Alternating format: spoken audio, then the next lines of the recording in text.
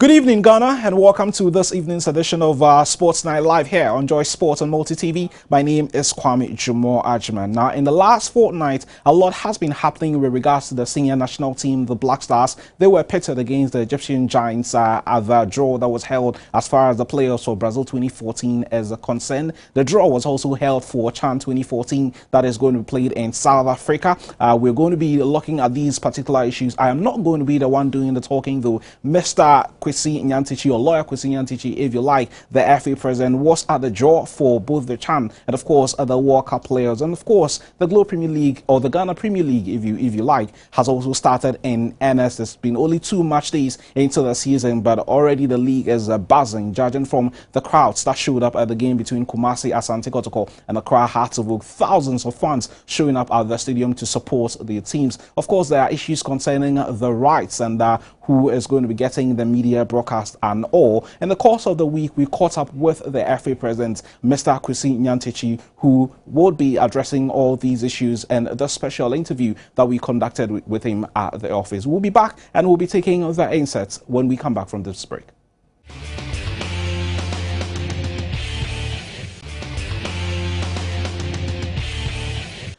We are back from the break, and I'm sure you're waiting to listen to what FA President Kwesi Nyantakyi had to say on these issues that I put out there. The FA President has been addressing the draw at the Cairo office where it was decided among the 10 teams as to who was going to be playing who for Brazil 2014. Of course, the league has also started here in earnest, and after only 2 match days, the league is buzzing. There are issues concerning rights, there are issues concerning title sponsors. In the course of the week, my colleague Redwan Ibrahim Asante and Benedict Owusu have been speaking to FA President Kwesi Nyantakyi, who has been addressing those issues. In the first part of the interview, he looked at the issue concerning the club licensing system. And for those of you out there who might not really be on top of this particular stuff, the club licensing system basically has to do with issues concerning, documentation that serves as guidelines for clubs to be in existence, so that if you follow all these guidelines, then your club can't be in existence. But obviously, it will take a certain time frame for these guidelines to be implemented, and the categories include sporting, infrastructure, personnel, administrative, legal, and financial. And before you be able to make it through all this, you also need to meet certain grades where you're graded from grade A to C. And the first part of this interview that we had with FA President Kwesi Nyantakyi, he seeks to address these particular issues concerning the club licensing system. Let's have a listen to the FA President.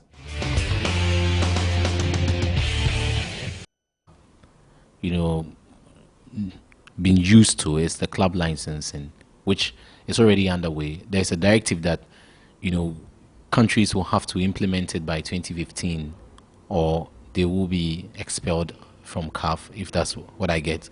What really is the case? Yes, the CAF Executive Committee took a position that the club licensing requirements must be implemented by all member associations, and all member associations were given up to December 2013 to comply, or else your clubs will not be able to participate in the CAF interclub competitions. And so it means that effective January 2014, any country that has not made into its domestic law the club licensing regulations and also comply with the licensing requirements of the club licensing system, you will not be able to take part in any CAF interclub competition. And this is very important. It's important because the whole concept of club licensing is supposed to professionalize club management in Africa. And if we are not able to comply with this requirement, it means your club will not be able to play football at the highest level in Africa. In our case, where have we gotten to as a country, and how far are we from just getting all those criteria put down by CAF? Your question also requires a look at, you must ask yourself, what are we supposed to do? What has CAF access to do? club licensing was instituted by FIFA. It was approved by FIFA in 2006 at the FIFA Congress in Munich. And it has 5 thematic areas that you need to comply with. We have legal requirements, sporting requirements, infrastructure requirements, financial requirements, and then the administrative and human resource requirements. And if you take the legal requirement, it requires clubs and member associations to comply with such legal requirements as being incorporated, having boards, having shareholders, having management, and being run like a legal entity. If we look at the sporting requirement, it requires clubs and member associations to have sporting structures, including a youth development policy, including having youth teams, technical directors, professionals to run the sporting aspect of football. The financial aspect requires you to meet certain capital requirements, being able to pay all your debts before the end of the year, not carrying debts over to the following year. The administrative and human resource requirement requires you to have in place certain key professionals that will run your club, and these include somebody in charge of legal, marketing, finance, and administration, so forth and so on. And then the last requirement is the infrastructure. You need to have either own your training facility or have uninterrupted access to a training facility, play your matches in approved stadia with all the facilities that you need to have, and then with a good setup. So member associations in Africa were given up to December 2011 to incorporate this club licensing requirements into their domestic regulations.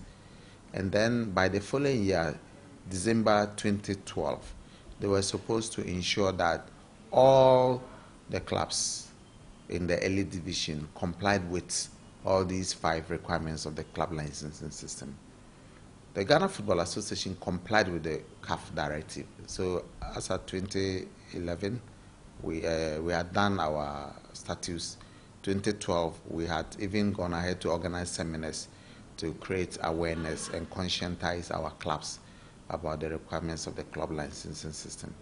So as I speak to you now, the executive committee decided to stagger the implementation of all the requirements. And the key and major ones are the legal requirement, infrastructure, human resource, and administration, which we have done. Now the next one is a financial requirement, which we have to make sure we implement before the end of the year, and also make sure that the key administrative personnel and all those people are in place. And so Ghana is on course. We're on course. We have even gone a step ahead of the CAF requirement because some national associations have not even complied with it. As we speak now, of the 54 national associations in Africa, only about 27 have complied with the requirements, including Ghana. It means that the rest of them will not be able to take part in the CAF interclub competition. But I can confirm to you that Ghana has fully complied, and by January 2014, our clubs in the interclub competitions will be eligible to participate in the competitions. What does the financial requirement entails? Is it a case of you having, some amount of money in your bank, an amount in your bank balance, or if clubs do not get that requirement or minimum bank balance, then they have to be thrown out of the top flight league? It's strictly not so. It's strictly not about a bank balance, though a bank balance is needed in order to fulfill that requirement. What it means is that you do not have to carry debts owed statutory bodies like Social Security, Internal Revenue Service. You don't also have to owe debts to your players, and you do not also have to owe debts to other third parties like clubs whose players you have negotiated to play for you. So at each point in time, your debts must not be in arrears. They must all be on due. So you pay as and when the obligation is due for you to move on. It doesn't mean you cannot owe. You can owe, but it must be covered by an agreement. For instance, you can owe to pay in 2 years, and maybe every 6 months you have an obligation to discharge. So by the 6th month, you need to discharge your obligation. You don't have to carry that debt to the following year. And it is a safeguard to prevent clubs from going into insolvency and being unable to pay their debts. Even in Ghana, we have the Corporate Bodies Official Liquidation Act, which says clubs, corporate bodies must not continue to operate if their liabilities are more than their assets. So this is a further safeguard to ensure that clubs do not go into bankruptcy.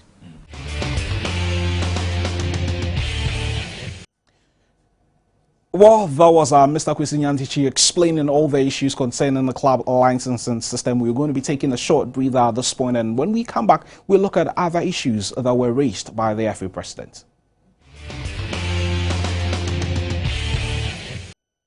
Looking at the profile of our clubs, are we likely, do you think that most of them or all of them can meet the requirements and then all of them survive? Yes, I think so. It means you have to cut your coat according to your size. You don't have to go and buy expensive players and be strangled with debts that you can't really extricate yourself from.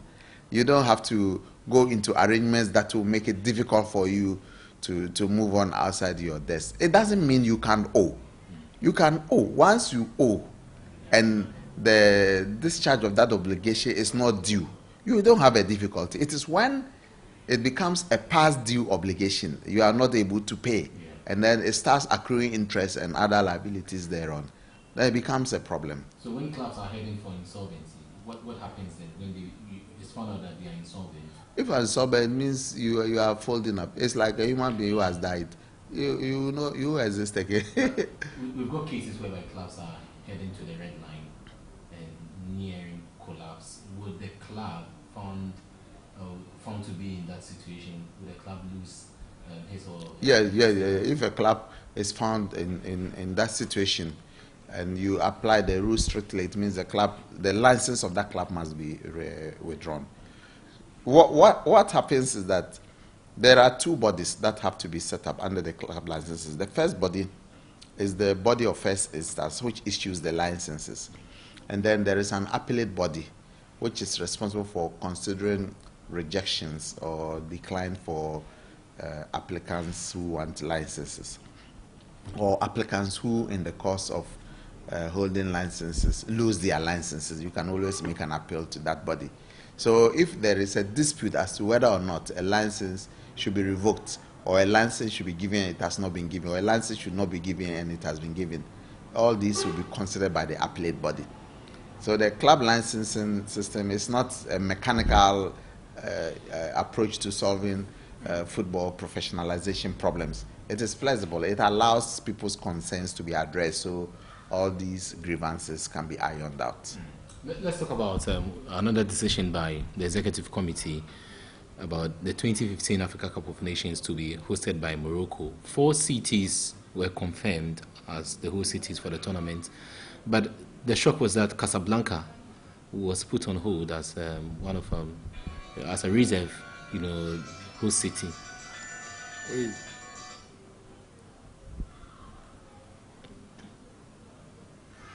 Is that to say that the capital town of a country or the rest of the countries are equally good as the capital town to host a tournament of such magnitude? I think the capital town of Morocco is Rabat. Casablanca is the commercial capital, like Kumasi or Douala in Ghana and Cameroon. As far as I'm concerned, the presentation to the CAF Executive Committee named Casablanca as one of the host cities.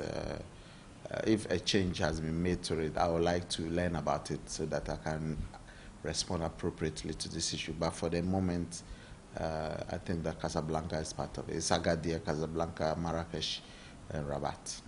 And what does it tell you? Meeting with officials of Morocco at the CAF Executive Committee meeting, what does it tell you about the Next Nations Cup? South Africa was a big opener.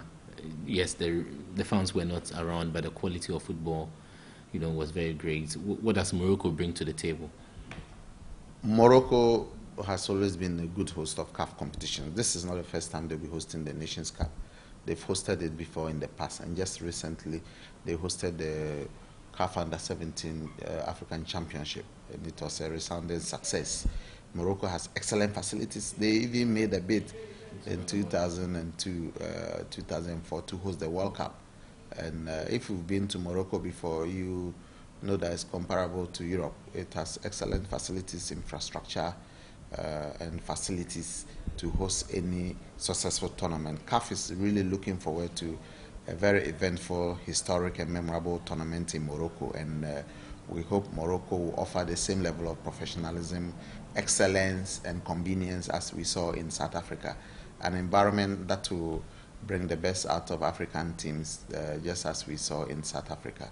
I have no doubt whatsoever that Morocco is an excellent venue and it will be a big sellout. CAF is receiving bids for the 2019 and 2021 Nations Cup. Are we considering to bid? Ghana has not put in any bid. As you already noted, 2015 is Morocco, 2017 is Libya, 19 and 21 are on the drawing board. We've invited member associations to bid. Ghana has not put in a bid. We just hosted the same competition in 2008, but a lot of countries have submitted bids. More than 10, including Egypt, Nigeria, Cote d'Ivoire, Zambia, name it. All the heavyweights of Africa want to restage this competition. It shows that the competition is really prestigious and offers lots of benefits to these countries. Unfortunately, we are not bidding, but I'm sure in future and at the appropriate and right time, Ghana will put in a bid to host the Nations Cup again. From the Nations Cup, the next big thing is the World Cup, and we all know of next month's playoff. Let's come to that. One, coming back from Egypt, what do you get from the Egyptian authorities regards to the two legs that will be played? First, October 15, and then second, November 19. November 19, is it? What day is that? It's on a Tuesday. They are also playing on November. Okay. Then they really taking a cue from Ghana. But I'm sure they are unable to confirm a venue. Yeah, much as they would like to play in Cairo, conditions are not suitable to play games in Cairo now. So they may want to consider Alexandria, the military stadium in Alexandria, as a possible venue. But what I know from my interaction with my Egyptian friends is that they are very serious about this game. They think that Ghana is a very strong and formidable opponent, and they are not leaving anything to chance. Much the same way that Ghana is taking this match, we are also very serious with the game. We think that both Ghana and Egypt are very strong football nations. We have very rich pedigree in this competition. We've been to the World Cup before. We have very excellent players. Egypt, former champion so many times. Ghana, former champion, and also recent exploits at the World Cup attest to our achievements and excellence in the game at this level. And so we are very cautious with this game. We are not leaving any stone unturned. We are really putting every detail and attention that it deserves so we can get a good score line that will eventually qualify us to the World Cup. Fortunately, we are playing the first leg here on the 15th of October, and we consider it the final before the final. We have to win this match and win with a good score line so that the return match in Egypt will be a mere formality.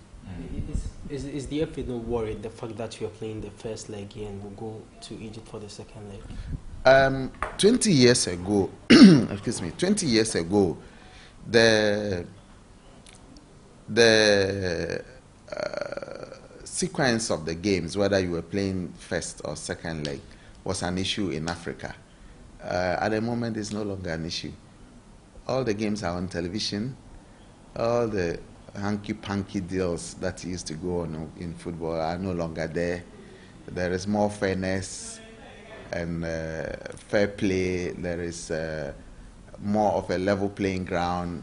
Some of the things that used to happen with bad organization and cheating are no longer there.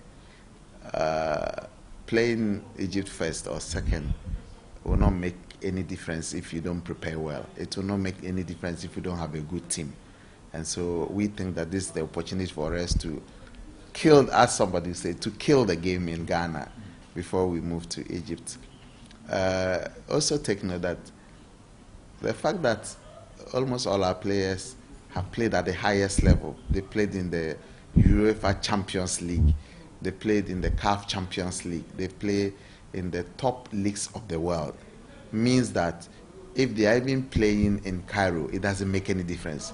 Even with 100,000 crowd attendance, it doesn't make any difference. No amount of intimidation can influence their play. And we did it in South Africa in 2005. We beat them there 2-0. We beat Sudan recently. We beat Lesotho recently. All away games. So for me, the fact that we're playing away, it's really a local balance. They will say it offers an advantage to the one who plays the second. But to me, it does not. We are considering the game we're playing in Ghana as a finals. And so whether it's home or away, we really are not thinking about the second leg. We are thinking about winning and winning well so we qualify. What does qualification to the World Cup for a third time in a row mean to your tenure as Ghana FA boss? You're serving your second term in office. You've halved the second term. You feel that this is the defining moment. Making it to the World Cup again will enrich your CV? Personally, I don't have anything personally to gain from that. I'm a Ghanaian, first of all. My interest as a Ghanaian is to see the team through the World Cup. The man walking the street of Accra, Kumasi, Wa, or Sekondi is interested in seeing Ghana at the third World Cup. And that brings to us, as a people, a sense of pride, honor, and dignity. And that is the achievement that I think I'll share with my fellow Ghanaians. As a football association, we will be seen to have done our work well. But I believe that going to the World Cup on a 3 successive occasion will put our country on the world map once again. It will advertise our country in terms of football, in terms of politics, in terms of tourism, in terms of economics, everything. It is going to enhance our stature in the international community. And to that extent, I think that we should all strive hard to support the team to make it to the third World Cup. I also believe that it will give Ghana football a flip. It will give it a new lease of life altogether. Because once we go to the World Cup, our players are going to get exposure. Some of them are going to get bigger clubs. Their contracts will be enhanced. Some will be going to secure contracts, international contracts for the first time. And the monies that they're going to earn from all these contracts, most of them will find their way back into Ghana as foreign remittances that will help to build our country. So let us look at it from a wider perspective, not a narrow one as whether an individual is gaining any recognition or benefits.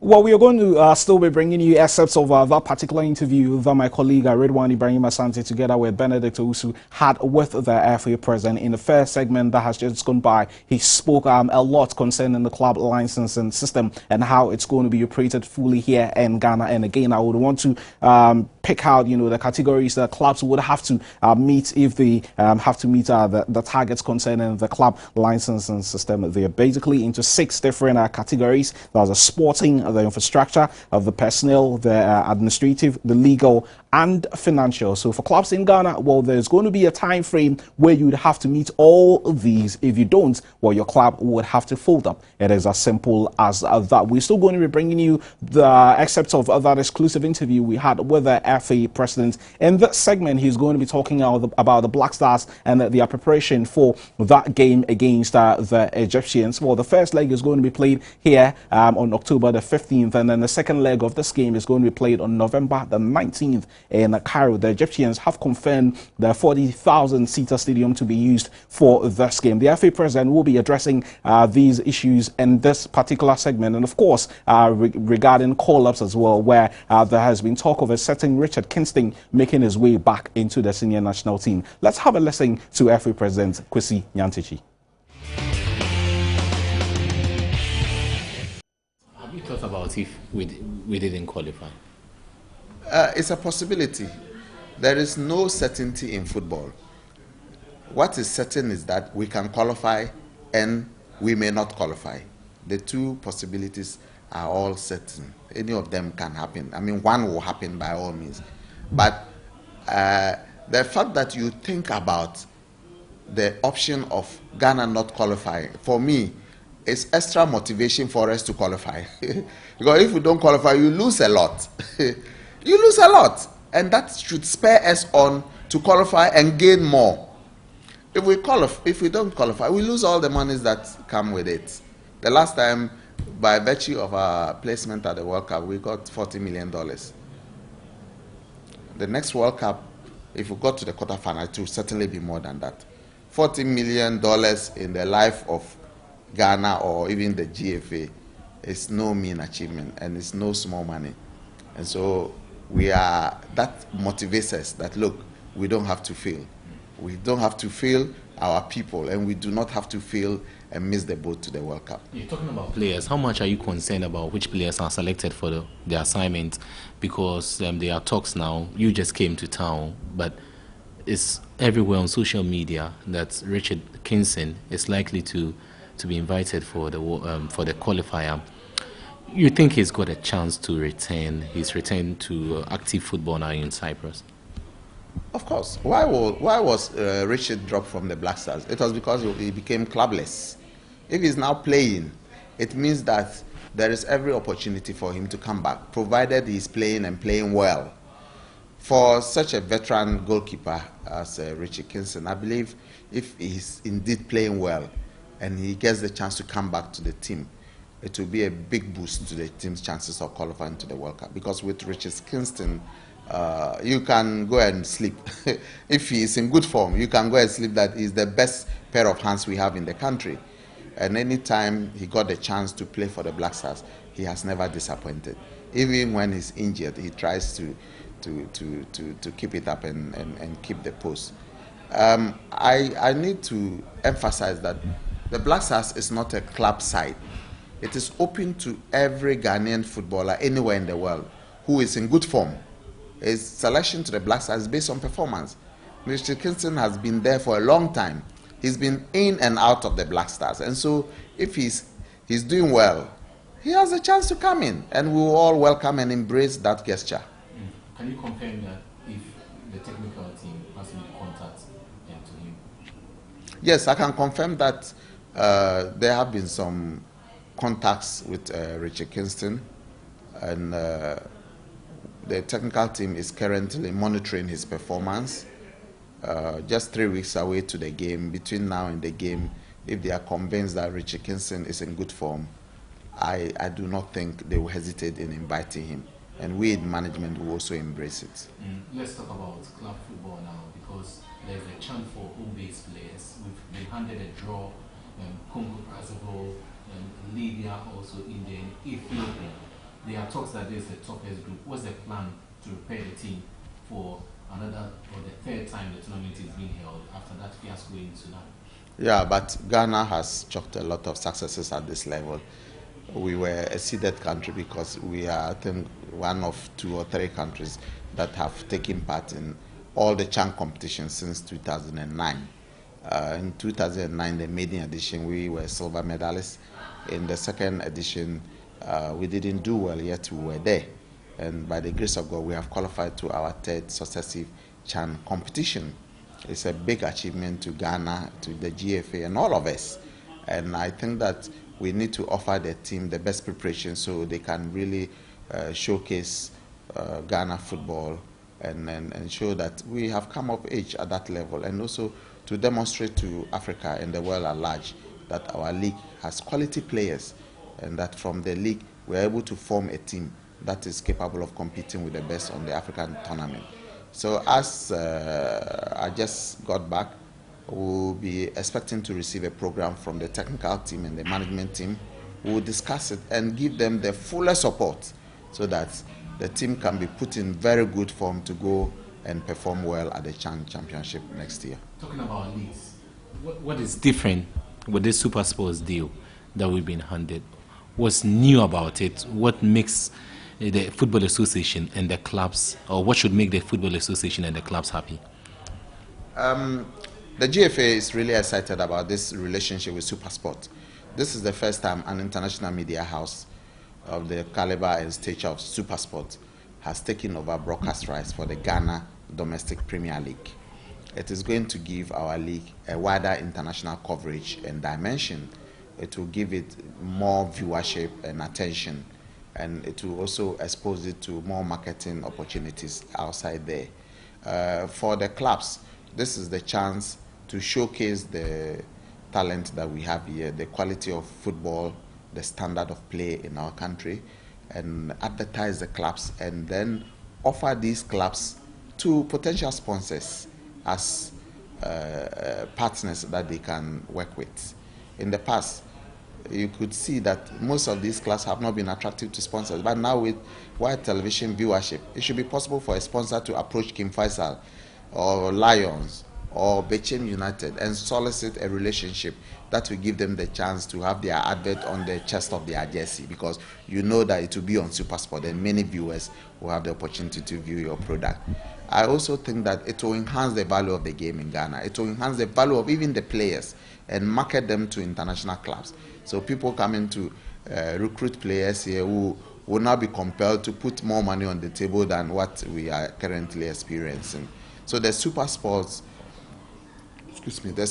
United, the SuperSport deal with the GFA is a landmark or a breakthrough in broadcasting opportunities for the league and the clubs.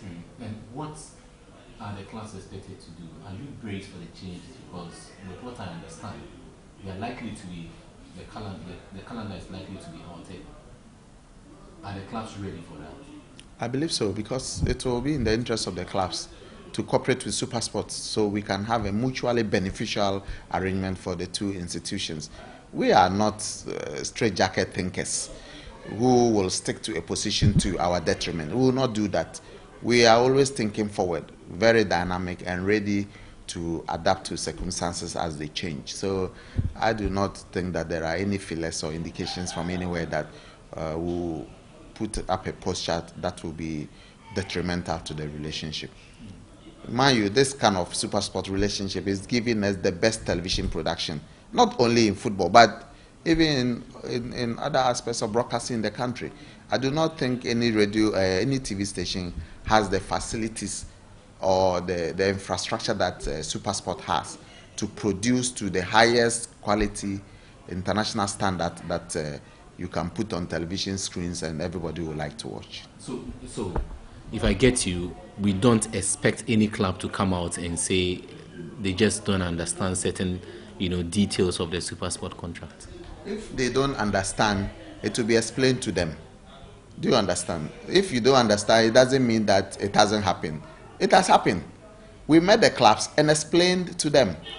I presided over that meeting and told them the details of the contract. And at that time, we hadn't struck a deal with SuperSport because we were unsatisfied or not satisfied with the offer on the table. But as regards the obligations of the clubs and all those, it has been explained to them. But furthermore, if any clubs needs further explanation, there is nothing wrong with seeking further explanation from the GFA. And I don't think it constitutes an obstacle or a problem in any way. I don't think so.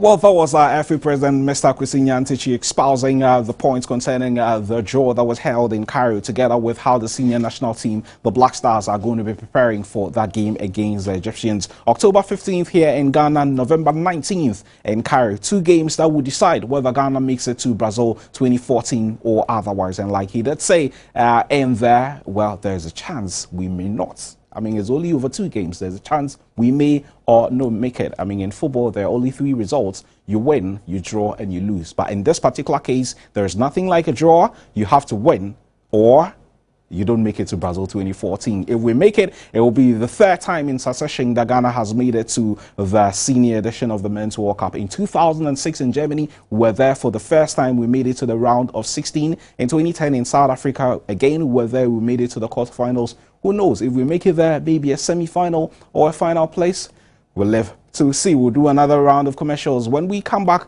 we build into the Globe Premier League and what has transpired over the first 2 days of the season. The biggest talk, though, has to do with the issues concerning rights and whether Ghanaians will have the opportunity of seeing these games on television. We'll be back after this break. The Globe Premier League has started in earnest, and fans had their money's worth when they trooped to the Accra Sports Stadium in the thousands to go see the game between Kumasi Asante Kotoko and Accra Hearts of Oak on March 2. Kotoko getting a result in there, but for a lot of fans out there locally and beyond the shores of Ghana, getting to see these games is of prime importance to them. Will they get to see this game? Well, as far as we're aware, the rights for season 2013-2014 of the Globe Premier League has been sold out to Super Sport, a South African-based sports company. Would Ghanaians get to see these games live, and of what importance will the Globe Premier League be to the Ghanaian footballer and the Ghanaian football administrator? Again, let's have a listen to FA President Kwesi Nyantakyi as he espouses his views on these issues. Distribution of TV rights revenue has been a problem, especially in Spain and England as well, and even in Italy some time back. How are we going to deal with revenue distribution? This is not the first time we're having a TV relationship. We're going to meet the clubs again and then go through the modalities on the distribution. People may have suggestions to make and so forth. In some countries, it's shared across board. In other countries, a proportion is shared across board, a proportion is shared according to performance on the league table, and a proportion is shared according to exposure on television. These are all proposals that we'll consider and then do an acceptable formula that will benefit all the clubs. And that will also lead me to my final question about the league's title sponsor, Globe. How far have you guys gone with respect to talks? Are we still going to get them on board? The contract with Globe has run out as I speak to you now. There are discussions for renewal, but that renewal is contingent upon they paying the arrears they owe us. We agreed certain days for payment of the arrears. The dates have elapsed without any payment being made to the Football Association. And so the FA will have to review the situation, take a position on the matter. How soon? Very, very, very soon. You just spoke to me today. So give me the benefit of the doubt that very, very soon we will meet and then come back to you. It looks like the Super Sport deal has made everybody happy that we can do without Globe as time. No. The two of them are not mutually exclusive. They are not exclusive. We need all of them. And so the fact that Super Sport has come on board does not mean we should forget about Globe. Globe is a title sponsor, Super Sport is a media rights holder, and they all have complementary roles to play to advance the cause of the league.